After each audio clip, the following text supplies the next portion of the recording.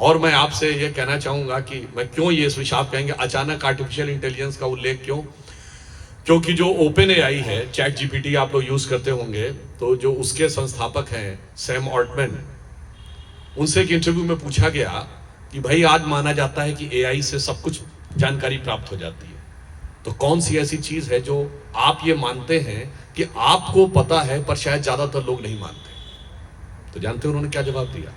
उन्होंने जवाब दिया, the absolute equivalence of Atman and ब्रह्म। ब्रह्म और आत्मा में जो अद्वैत है वो एक ऐसी चीज है जिसे मैं समझ रहा हूं पर शायद ज्यादातर लोग नहीं समझते। और आज के जमाने में तो कोई सकारात्मक बात बोल दीजिए तो बहुत सारे लोग सोशल मीडिया पे कूद पड़ते हैं कि ऐसा था या नहीं।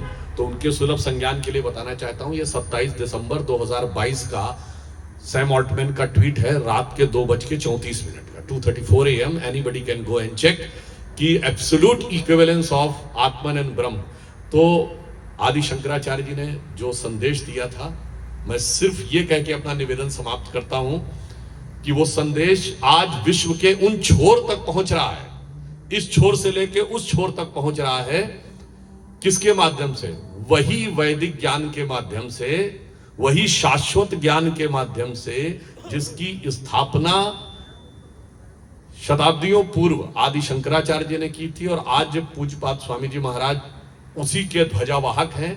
तो श्रद्धेय अटल बिहारी वाजपेयी जी की प्रसिद्ध पंक्ति से अपना निवेदन समाप्त करता हूं कि उनकी एक प्रसिद्ध पंक्ति थी, हिंदू तन मन हिंदू जीवन रग रग हिंदू मेरा परिचय। तो उसका एक छंद था, मेरे वेदों का ज्ञान अमर, मेरे वेदों की ज्योति प्रखर, मानव के मन का अंधकार क्या कभी सामने सका ठहर, मेरे स्वरनभ में गहर गहर, सागर के जल में छहर छहर, इस कोने से उस कोने तक कर सकते जगती सौरभ में, हिंदू तन मन हिंदू जीवन रग रग हिंदू मेरा परिचय। तो वही दिखाई पड़ रहा है। और अंत में मैं कहूंगा, माननीय प्रधानमंत्री श्री नरेंद्र मोदी जी ने कहा है कि भारत का अमृत काल है।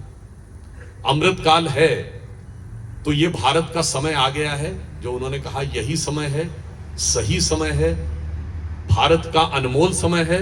तो बस ये विश्वास और संकल्प अपने हृदय में धारण करिए कि भारत मां अंगड़ाई लेती, सुप्त चेतना जाग रही, ऋषि मुनियों की देवधरा फिर अपना रूप सवा गई।